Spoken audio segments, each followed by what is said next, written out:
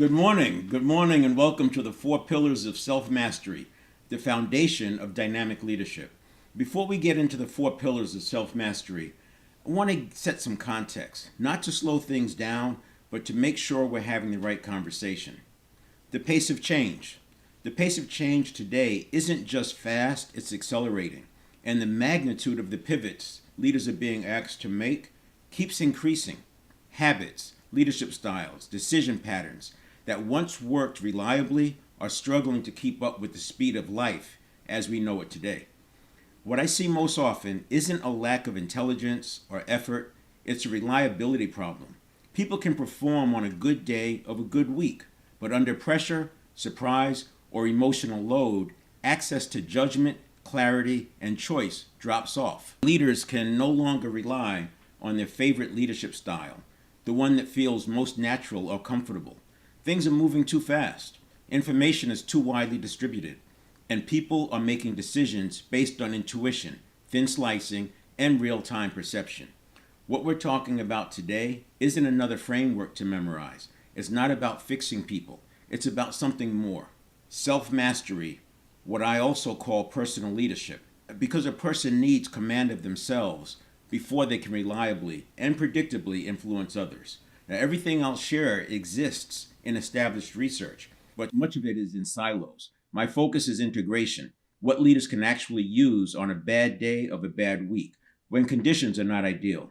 With that context, I want to introduce a simple but robust model, the four pillars of self-mastery, and show how it underpins emotional intelligence, dynamic leadership, and reliable performance in times of change. This model will later be applied in the leadership series next month. The four pillars are not just for self-mastery. They also form a dashboard that you can use to gauge the current state of your team, especially in times of change. Now, let's start with the four pillars. When I look at the four pillars of self-mastery, a lot of it gets into what we've looked at from the past, what actually worked. If you consider the last few initiatives that you started, you probably asked something like, what should I do first? Or where do I start? Or what should I do next? And often that question leads us, it basically primes us to look at what we've done before that has worked, as opposed to what's called the Merlin method, where you go to the end and then you work backwards. And often if you go to the end of your outcome, what you want, and you work backwards to the beginning, what you'll find is that first step is often different than what you came up with when you said, where should I start? Because where should I start activates that same thing that was activated 2 times ago, 3 times ago, 4 times ago, etc. And this is why we see repeated behavior and overall. It's not the only reason. There's a lot more. And that's why I use the four pillars. Now, I use a table to illustrate the four pillars because it's a foundation. It's not just a set of pillars. It's also the foundation for your life design, purpose. Most breakdowns aren't a lack of effort, as I said. It comes from structural instability. So here's the four pillars under the foundation. The first one is knowledge. And I have often said that to know and not do is to not know. While that's not exactly accurate, it's essentially the experience, right? If you know something, but you don't use it, it's not much better than not knowing at all. So while knowledge is not enough, it's often necessary, because in order to get to the next 3 pillars, if you don't have the right knowledge, they won't make sense, or maybe you won't be justified in moving forward. The second one is habit mastery. And I get into habit mastery because without understanding the anatomy of habits and how they're structured and why they are what they are, it's very easy to believe that things are not available to us, or that this is the same, or I've tried that and been there, done that, it doesn't work. What I'll tell you here today in habit mastery is there's a system that underlying all habits and the formation of habits initially, those habits that were formed from age 0 to 7. There's a structure in place, and that structure can be used to reset your habits. That's an important piece of information, and it enables us to then go to the next 2 pillars. The third pillar is state mastery. While I talk about this structure for habit mastery being a reliable process that you can use again and again, even on a bad day of a bad week, it does require you to have control of your state, mastery of your state. And that's why I put that third. If I put state mastery second, then we would say, well, there's only so much I can do. But once you understand the structure of a habit, you'll also see, oh, wow, I was going after my state change or my state mastery the wrong way. There is a better way to do it. And I don't mean to say somebody's right or wrong. What I'm saying is that there are paradigm shifts that are underway. Some of them are quite far along. We're just not aware of them because it's still sitting in the research lab. But those paradigm shifts have enabled us to see things about the brain that we didn't know just 50 years ago. And understanding what's going on in the brain has opened the door to this habit mastery. That's why I cover it second. And then we come back to state mastery. So it's sort of like the things that you've done before that didn't work, we need to revisit them with this new lens. And then the fourth one, this was inspired by watching a person who was highly skilled in the area of managing themselves, but still got knocked off track. And the reason they got knocked off track was something that happened years and years and years ago, long before they were in business.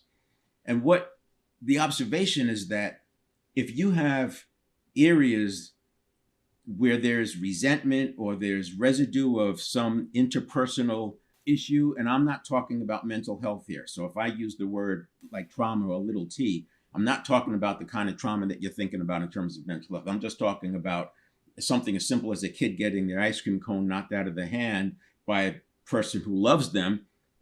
And while it's accidental, that person found it funny and laughed. That could be this painful moment for this child that gets associated to all kinds of things. Ice cream brings it up. Maybe going out with somebody they care about brings it up. Maybe somebody bumping them brings it up. And now you have all these associations.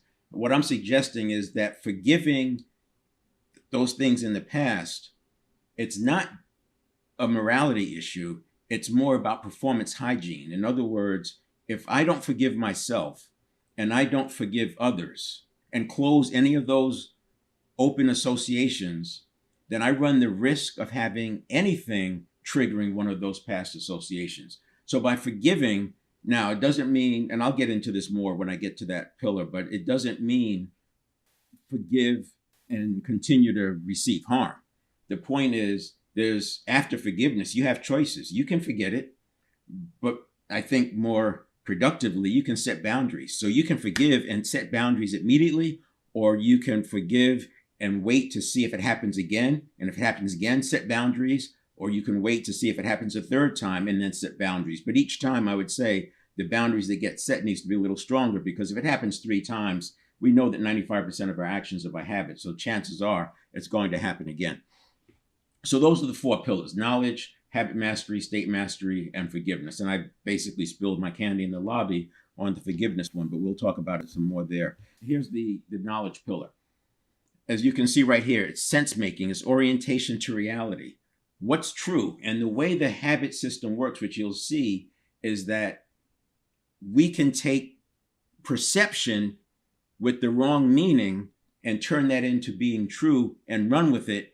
And because of things like confirmation bias, it could then take on a life of its own. Confirmation bias is one of the most problematic ones, because if you hear something that is true and reliable 3 times, then we automatically assume that that source is credible and reliable. And it takes up to 11 disconnects or 11 iterations before we start to doubt that source. Well, guess what? Your perception has become a source. And if the things that you've perceived are true, then it makes that perception, right, a credible, reliable source. And we go through life taking our perception and meaning as true. And while it may most often be true, we have to have a way to cut the deck. We have to have a way to say, wait a minute, let me just check this another way. That gets into understanding how habits are formed, and we'll talk about that some more then.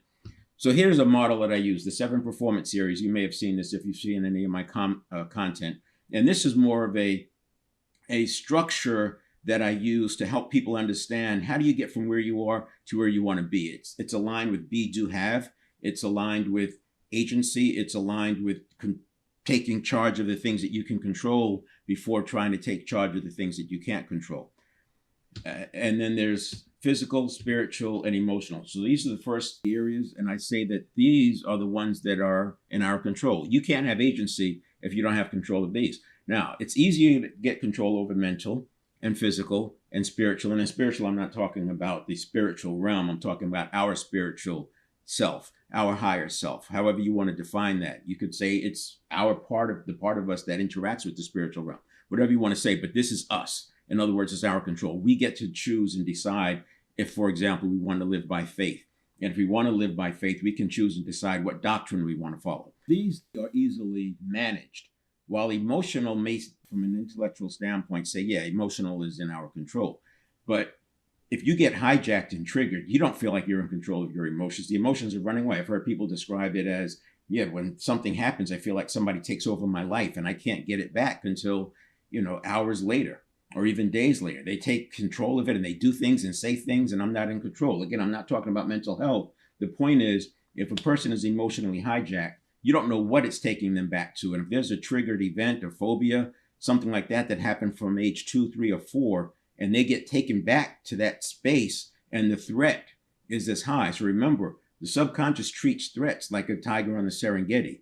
Most threats that we're encountering are not at that level. So to get hijacked at that level doesn't really make sense. And it puts us into fight or flight when really what we need to be doing with agency is focus and engage. So I don't care what's going on around you. And they depict this very well in the movies. And you look at special ops like Black Hawk Down, that was a great movie. You look at Rangers and SEALs and how they function, SEAL Team 6, etc. These movies, they depict it very well. I've trained with SEALs. I've been an Army Ranger. And they essentially in the training, they kind of break that conditioned stimulus response that leads to fight or flight. And it turns into focus and engage. And that focus and engage gives you access to your skills. Whereas if you're in fight or flight, things narrow down and you lose access to what you know and what you can do.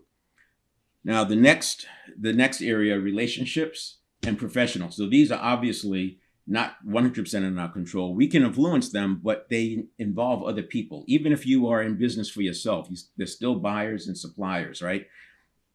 So this is where things can go awry. And this is why I talk about forgiveness, because you can have this locked in. You can be 100% bad day of a bad week, I got it. But a certain kind of relationship takes you off kilter, and now you're going down this rabbit hole that you didn't mean to go down. And the reason this is so important is because anxiety spirals definitely feel like you're out of control. They definitely feel like someone else is running the ship, driving the ship, and you're just along for the ride. And I would say, this is just an observation and working with many people, is that sometimes people don't want to go after that real goal, will go after that real purpose because they've been hurt or they've anxiety spiraled in such a way. And that's such a painful experience. And the fallout is so large that they don't ever want to do that again. And so they resist crossing that line into the next level of difficulty. They just believe that they're not capable. It's just who I am. And what I'll show you today is why that's not true and why you don't have to accept it. That's part of this 4 pillars of self-mastery, is that you have to let go of the past. Another thing that keeps people back is that, and it's similar, is that in order to get to second base, you have to leave first, using a baseball metaphor.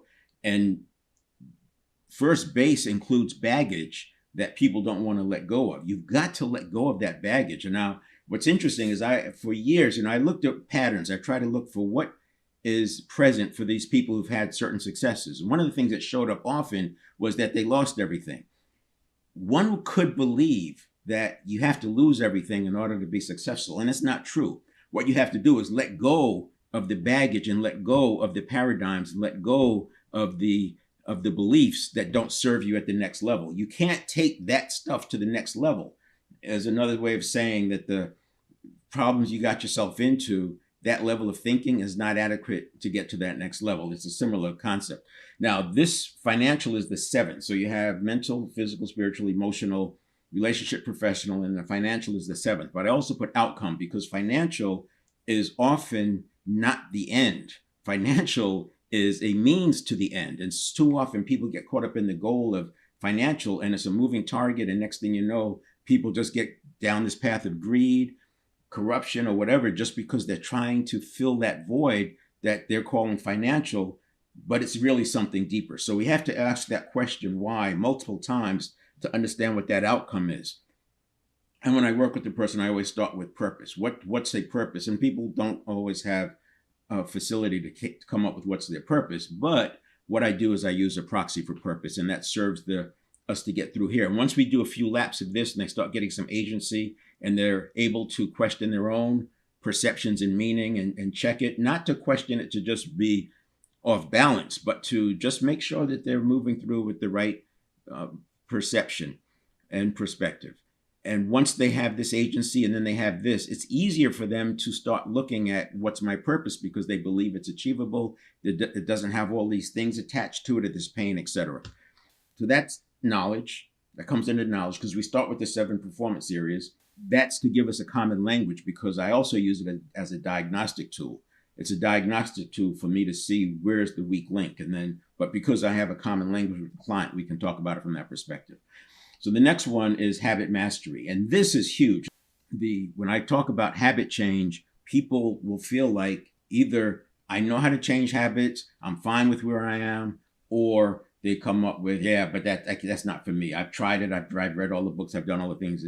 Those are two extreme responses. But either way, what it does is it gets a person to put habit change or habit mastery aside and say, that's not for me, for whatever reason, whether they feel like they're already a master or they feel like it's not for them. What I would say is that there are different types of habits.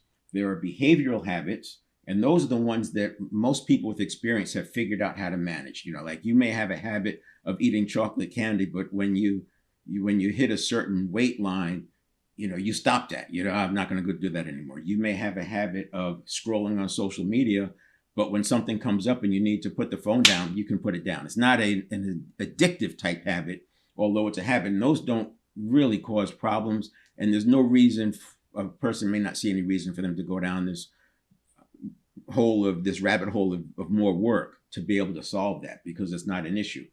But then there's the other kind of habits. And I think, so those are behavioral. The other kind of habit would be reactive. And I think these are the ones that are overlooked, because I've seen leaders with full intention get triggered and off on a bad path and making mistakes because they reacted to something that came up that they were not ready for. That is a reactive habit. That is a habit.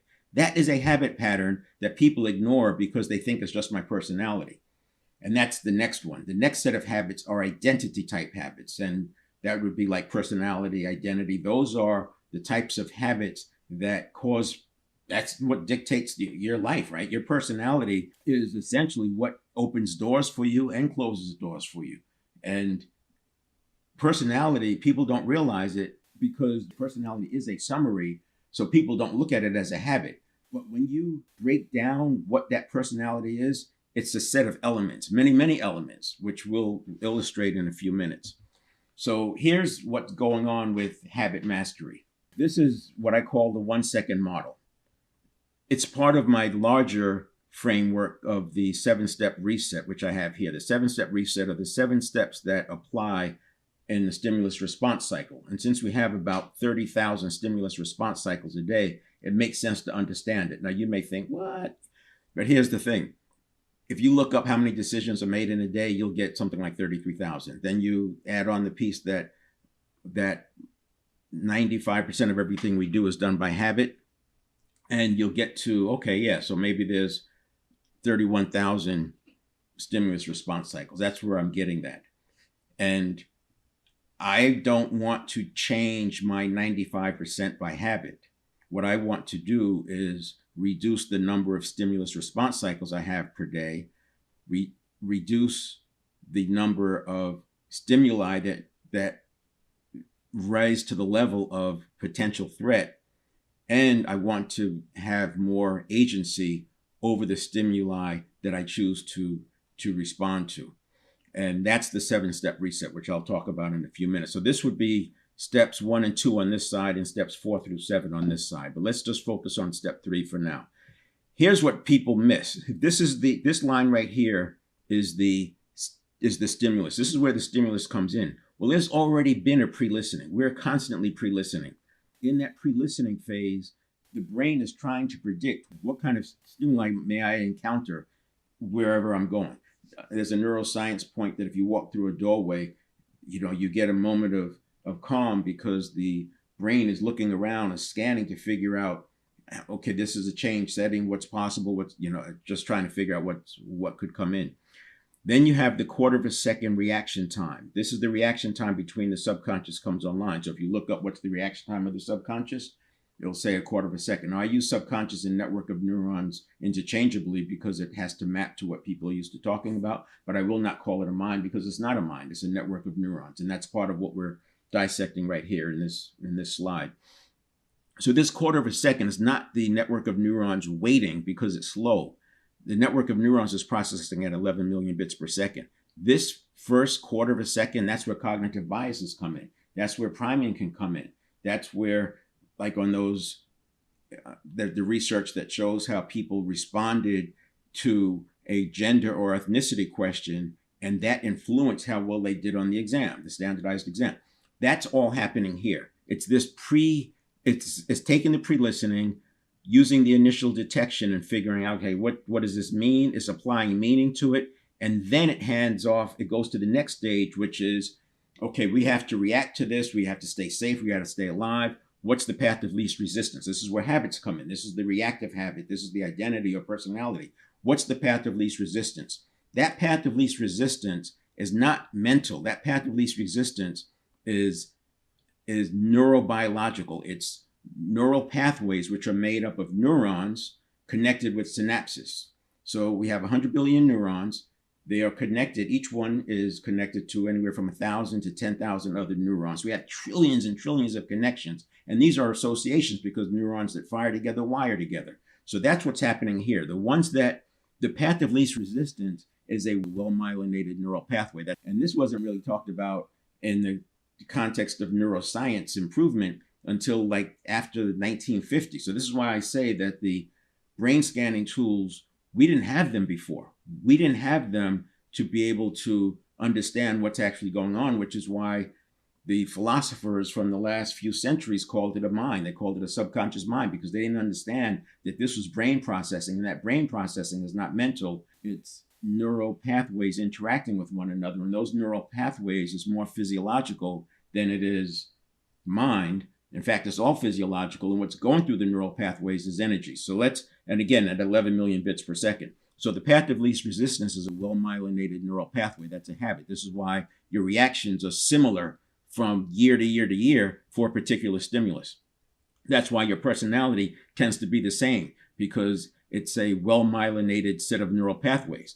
Now, it's difficult to change myelination. You're not going to just go in and unmyelinate the neurons, but what you can do is start a new pathway. And you start that new pathway by myelinating different set of neurons, and the synapses is there connecting them. And that is done with what's called deep practice, which we get into in the workshop. The other piece that happens that people aren't aware of, because most habit literature talks about it like it's a mind, is that the reason why replacing a habit is so much easier than breaking a habit is because you have the myelin and then you have the synapse. And the more attention you put into it, the more you continue to myelinate that, and the more you keep the synapse focused. When you build a new neural pathway, what happens is the synapse, it's called synaptogenesis. It's like a pruning process. The synapses moves from the unused neural pathway to the one that you're building and activating. This is why we talk about activating. You've activated something. So a neural pathway can actually go dormant because there's no synapses. But the brain, again, is processing 11 million bits per second, and that synaptogenesis can happen in milliseconds. Neuroplasticity, I would say majority happens overnight because there's actually more of that pruning going on. But in an instant, you can activate a dormant neural pathway. The brain will put synapses in there because, again, it's for life and death. So it's going to take whatever energy it needs. It's going to populate that neural pathway with synapses, and now it's activated. And we're going to talk about that when it comes to leaders setting context and how that can activate something that you didn't mean to activate. But it's why the the research can show that an Asian American girl who answers an ethnicity question first on the heading will do better on the math exam, and Asian American girls who are first presented with the gender question do worse. And that has to do with Americans thinking that girls are not as smart as boys when it comes to math. And then the other side of that is the narrative that Asians are better at math than Americans. So whichever question came first actually changes the results of the test because it got activated. And you can see how that's happening here in this pre-listening. This pre-listening is a constant.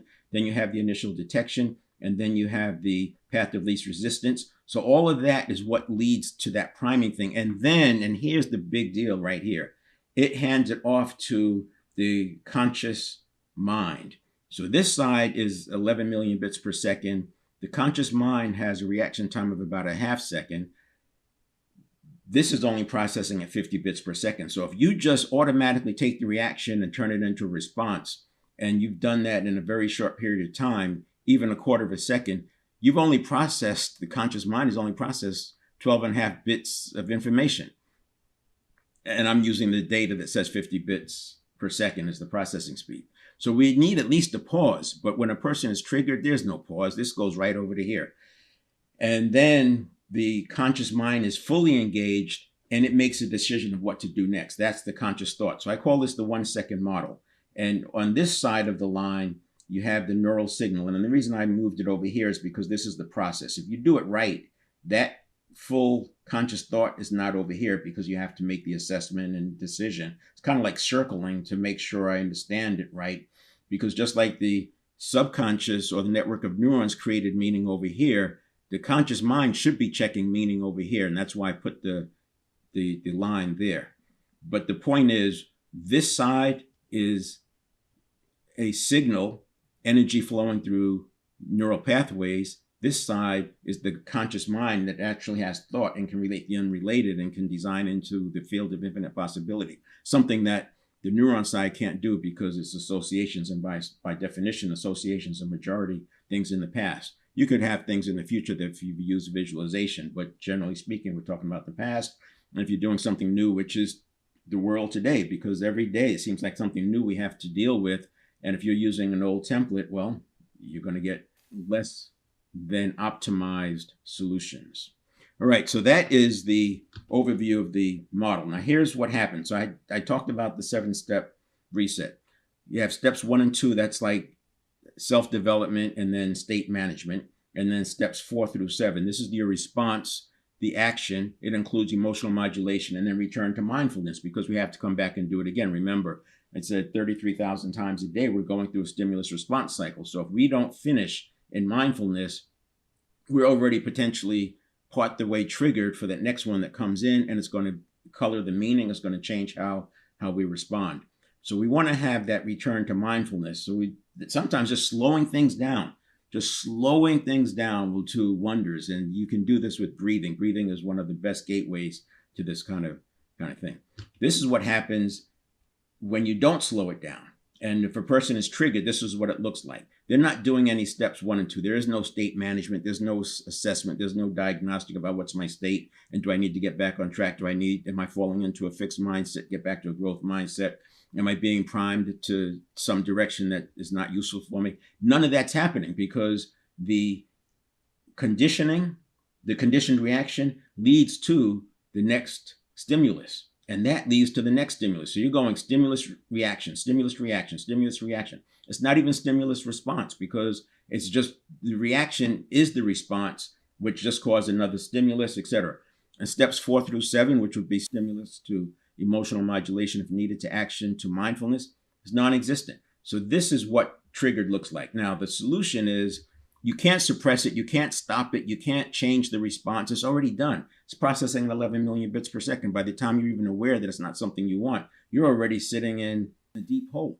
So what you can do, though, is slow down the next stimulus. You can push off that next stimulus. Now, in the moment, because the subconscious processes in so much in milliseconds, and because it's often life or death, it's thinking that this threat is existential, what can happen is it's fighting for its life, and you try to slow it down by slowing down the old reaction. You try to slow this one down, it's not going to happen. But if you accept that most of the threats that you've encountered in your life are not tigers on the Serengeti, most of the threats are not existential, they are inconveniences. If you can embrace that, then it gives you some room to where you can, you know what, I'm going to slow down the next stimulus that's coming. I'm going to stand up and I'm going to walk over and look out the window and see what comes up for me. And that could be just something you do as a leader. You can still be listening, you'll still be engaged in the meeting, but you just stand up, walk over to the window, look thoughtful, and that's slowing things down. These are things that I've done, right? Or you can just tell the person, if you're the leader and they're reporting to you, you know what? Let's take that offline. I'm in the middle of something right now, but I'll get back to you. Let's meet in a half hour.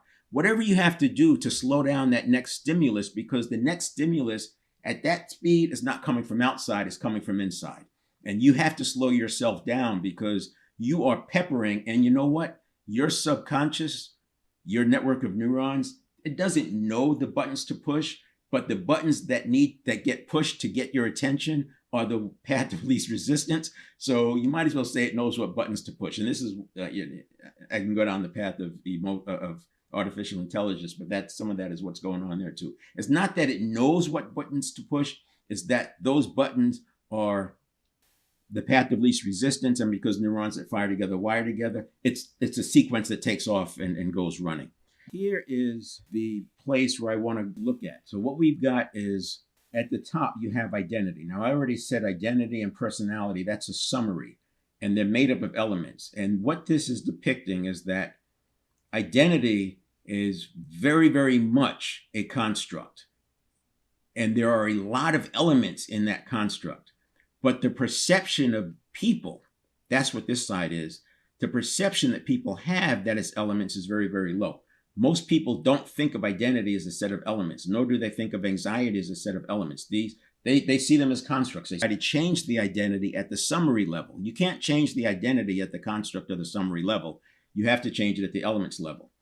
The other thing that this graph is depicting is, at the bottom, I have the opposite. So if I said muscle memory, most people understand that most muscle memory can be changed, right? You can change the elements to get different muscle memory. You change the moves and it aggregates up to a construct or a summary movement. And that movement is done with a series of micro movements that have been trained. And that's where the muscle memory comes from. And the point is that muscle memory is not muscle memory, it's actually nervous system memory. Here's the aha that I'm making on this slide. The same way that neural pathways are used to create muscle memory, aka nervous system memory, is the same way that neural pathways are used to create identity, personality, anxiety, emotional regulation. And most people who are in the change behavior business understand this intuitively. They've seen this. But what they don't have is this understanding that identity is a summary or a construct. And the reason is because of what I'll show you here to illustrate it. If I draw a line, and remember, think of this as the 7 phases, right? This is the 1 second model. And this is that line that gets crossed from neurons to conscious mind. On this side, you have elements that make up muscle memory. Now, people get it when we're talking about muscle memory because they say, oh yeah, I did these things and I practiced these steps and now I can do this compilation of these steps and moves and I can do it successfully. When I take the conversation to personality, the same is true. So what we have is the construct and we have the elements. So as we go through that 7 phases and we get to that line that says, okay, the network of neurons is going to take all of this 11 million bits per second worth of information, it's going to package it into a thought that can be perceived by the conscious mind. And this is what I was talking about, where when it crosses over, it's perceived as truth because it came from inside.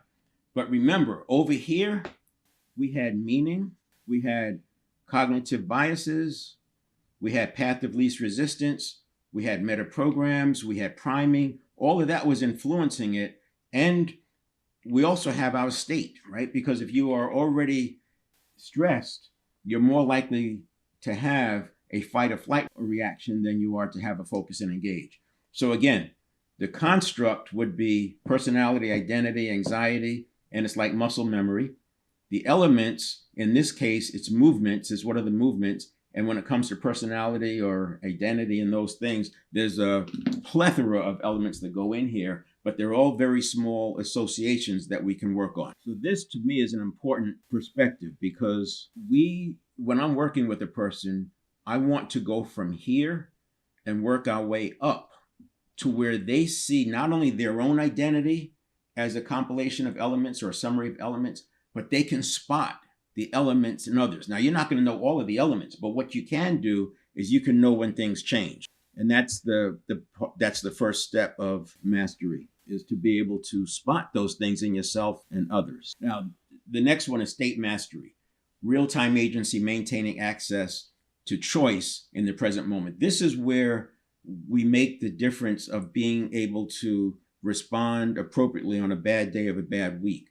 It's where we are able to access all of what we are capable of. This is why I call this foundational to dynamic leadership, because if you can't manage your own state, guess what? You are contributing to the chaos because you're in fight or flight and you're trying to have somebody else access calm and capability, but you're generating more of that because if you're the leader, they're looking at you and they've got their pre-listening going on and they're just seeing, wow, that person is nervous. I'm even more nervous now. This is why you have to have that self-mastery. The other thing that happens is your interpretation of what you're getting from them has to be managed and controlled. So again, we know that for us, that we haven't seen very many tigers as a threat. That person is in the same boat. They haven't seen that many tigers as a threat. But if they're reacting like it's a tiger, you have to look at that for what it is. So let's keep moving along here. So I want to get back to that point. So this is another view of that conditioned reaction, conditioned reaction, conditioned reaction. What I said is step 2, the pre-stimulus collapses. And I told you I would get back to that 7-step reset. So step 2 is where we slow it down. You can't slow it down by suppressing it. It's too late. 11 million bits per second. And now it's transferred over the thought to something that can be perceived by the conscious mind. And you can't go backwards. Not as adults. We're not going backwards. So step 2 can be used on the next one. So think about it like you're going to take out this conditioned reaction, this conditioned reaction, and this conditioned reaction, because these are artificial. These are coming from inside. If it was a tiger, it would be coming from outside, and you would have to do things to save yourself from the tiger. But if these conditioned reactions are just coming from associations that are popping up because you got spooked, then you got to slow them down. You have to stop the internal ones, which is why getting up and going to the window is not that big of a deal, because these things are coming at you rapid fire. You getting up, going to the window is measured in seconds. Those things are happening in milliseconds. Even a pause, if you're talking and you feel like yourself, or you're listening and you feel yourself, that energy rising up, just pause. 2 seconds in a conversation is nothing. It's not even noticeable. People spend 2 seconds in between words when they're talking. So 2 seconds is nothing. Give yourself that 2 seconds to slow down that next one that's coming, because remember, the next one that's coming, if you're being triggered, is coming from inside, not outside. So this is the 7 steps. This puts it together. So this first step is your understanding, the beliefs, neuroplasticity, priming, mindset, physiology. That's why I call it self-development. We have to work on ourselves all the time, but every day you wake up, you're kind of at a set point for your step 1. You're not going to be changing your step 1 multiple times through the day going up. You may be able to get it back to baseline, homeostasis, but you're not going to improve it in moments, right? You have a baseline, and then the point is how much of that baseline can I access, and that's step 2. So step 2 is not only a process of getting back on track, managing my state, but it's a diagnostic. It's like a dashboard to see, where am I? Am I falling into limiting beliefs? Am I working on the habits that I need to work on? So one of the things with habit change, once you put the neuroplasticity in place, the remnants of that old neural pathway is still there. And sometimes you'll get a stimulus and those remnants say, hey, come on, do it this way, do it this way. You have to, after you get the understanding, you still have to open the door and go through it. the neuroplasticity is not necessarily going to make you go through the door. You have to do that choice. And eventually going through the door becomes the path of least resistance and it becomes automatic. That's the automaticity. But in the gap, in the transition, you have to still make the choice. When I work with somebody to stop saying ums, they'll first tell me, oh yeah, I notice them now. I notice that I'm saying, okay, well now you have to do that next step and choose a pause instead of the This is part of the training that we go through with that. But you'll see that they will say, I said, And that's just part of the process. It is just part of the process. But the more you come back and the more you get yourself to do it right, the faster the conversion is going to happen. And then we have steps 4 through 7. So this is the response. So I make it completely separate from step 3. Remember, step 3, that last phase is handing off that intended reaction to the conscious mind. And if the conscious mind treats it as the response, then the response equals the reaction. And this is where the triggering gets even worse. And I have step 5 is emotional modulation because step 6 is action. We don't want to act if we're being emotionally triggered. You have about 90 seconds to undo any hijacking, emotional hijacking. If you don't get the emotional hijacking resolved in about 90 seconds or so, it then becomes a neurobiological event. It's lodged in your network of neurons. It's now generating cortisol and adrenaline and all that just builds on it.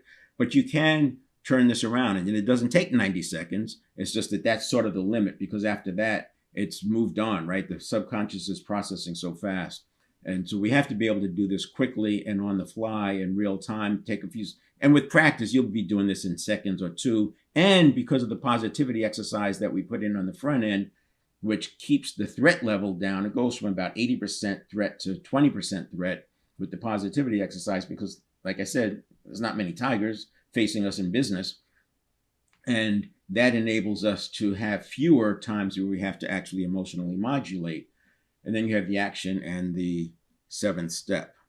So this is another view of what we said, but with the little labeling on it: self-regulation, high heart rate variability, because heart rate variability correlates with willpower and discipline. When heart rate variability is low, your willpower is low, and there's more to it than that, but that's a good start. And then you have the reaction, the response, action, and mindfulness over here on the right side. So this is the agency view.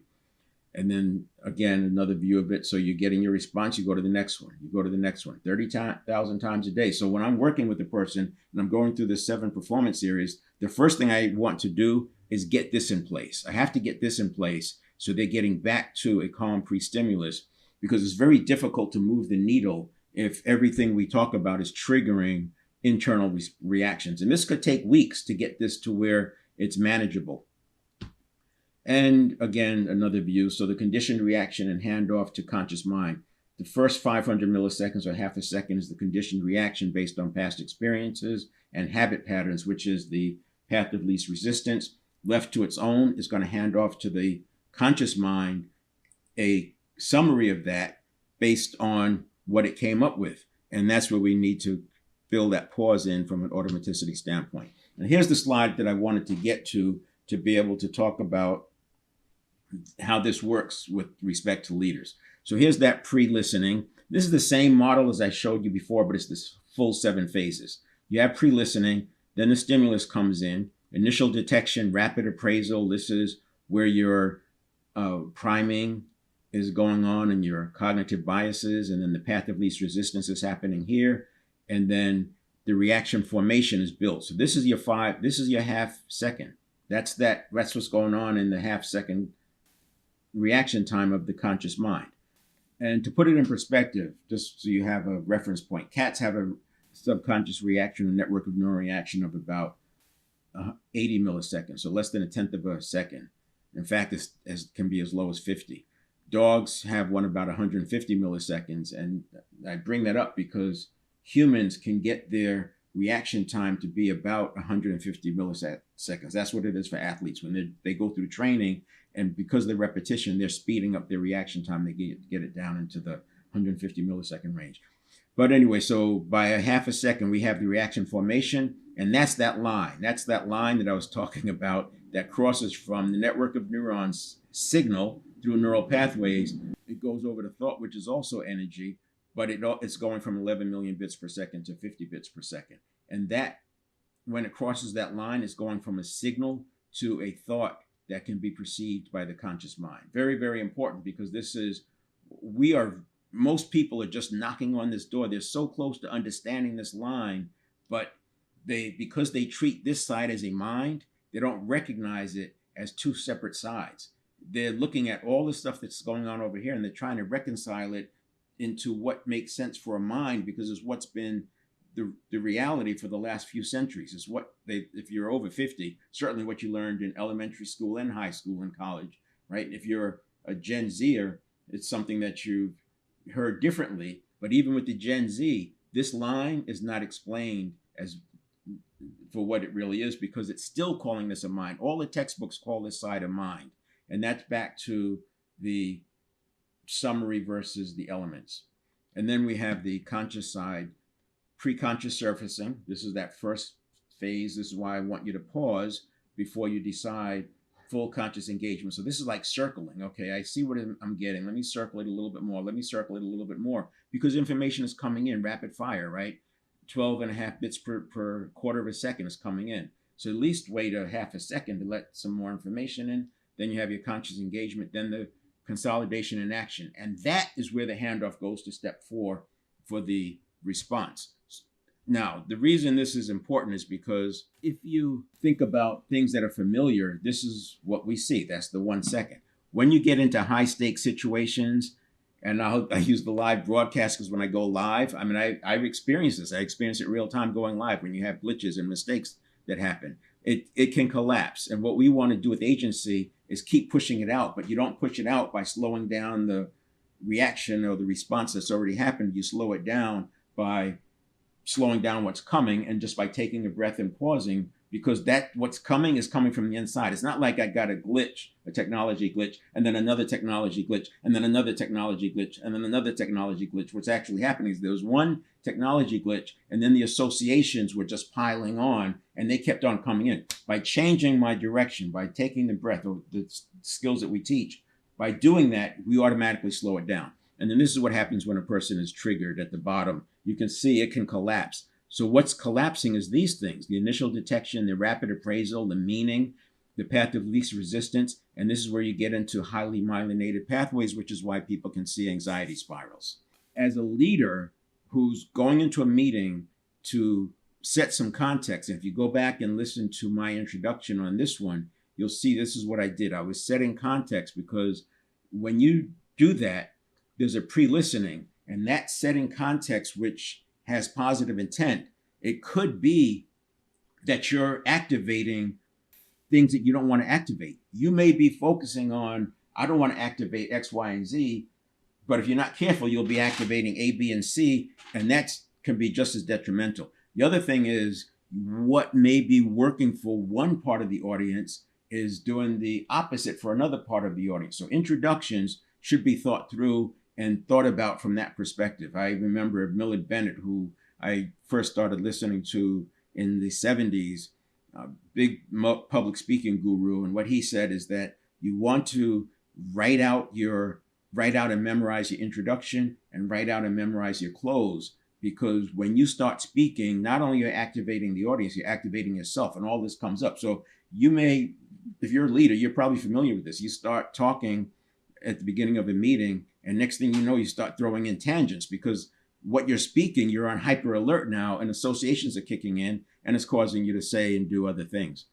So that is where we're slowing this down, because we don't want the triggered behavior. The big aha for me here is that those triggered associations are coming from inside, not outside, so you can't slow it down because you're not really dealing with the tiger. And then the last one is forgiveness. And as I said, I kind of spilled the candy in the lobby on this one. The point about the forgiveness is that we have to forgive ourselves, so that's not an open wound. We have to forgive others, so that's not an open wound, because we don't want those things coming up when it has nothing to do with it. Some of these wounds are 30 and 40 years old, and people, they're still driving people's behavior. You know, I have control issues, or people sabotage relationships because they're worried about being left or being hurt. Forgiveness will get past that, because once you can forgive, and it's easier to forgive if you can separate forgiveness and forget about forgive and forget. It's about forgiveness and then set boundaries. because we want to set boundaries. And on one end of the spectrum with boundaries, it's like, I'm never going over there again. That's your own boundary. I'm never going to go there again. Another part of the boundary may be, I'm never going to drink in public again. Another part of the boundary might be, I'm always going to drive my own car, or I'm always going to have my phone so I can call an Uber. I'm never going to leave my phone home. Whatever those are self boundaries. Not even getting into the other boundaries, right? When you say this, it causes me to feel that, I'm going to ask you to stop doing that. That's nonviolent communication. And then by forgiving and then giving yourself the power to create boundaries, you limit the amount of triggering that's going to happen because of relationships, because this is the one where after you have all this agency down here, you can still get knocked off center by what's happening in relationships. And we need other people. We need involvement of other people for our success and for our outcome. Everything I talked about today fits into emotional intelligence, these first two bullets, self-awareness and self-management. These are the 4 pillars of emotional intelligence, not to be confused with the 4 pillars of self-mastery. But you have to have self-mastery to do self-awareness to get it accurate. You have to have self-mastery so that you're able to get back to an even keel very quickly and you're not getting triggered off into something that's not useful. Then your social awareness is going to be more accurate and your relationship management will be more accurate. So here is the 4 pillars: knowledge, habit mastery, state mastery, forgiveness. And that becomes the foundation for your life design, your vision, your goals, your aspirations. And then here is a summary of the 4 pillars on one page. You can take a screenshot of that. And this model is not just something that I use as a roadmap.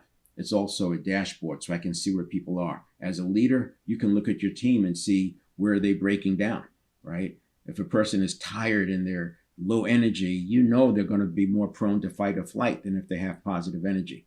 You can see if people are fine and then a certain person comes in the room and things turn around. Back to this slide, one last thing to think about on that note is this pre-listening. Think about it as a leader. How many times you've seen the expression on a person's face that they're anticipating something bad and you still went on with your message.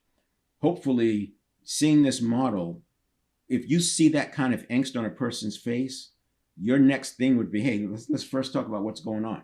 That's not just something that, oh yeah, this is good for relationship. It's prescriptive when you see that a person is about to jump into fight or flight and you haven't even started speaking yet, because that is going to influence everything. 4 pillars of self-mastery is foundational to dynamic leadership, because you can't execute on dynamic leadership if you don't have self-mastery. Self-mastery is not necessarily about dealing with the external stimulus that's coming in. It's about being able to slow down that internal stimulus that's coming from yourself from past conditioning. So that's where we are. Next week, I'll talk about the levers and the things that you can do in each one of the pillars to get a handle on it.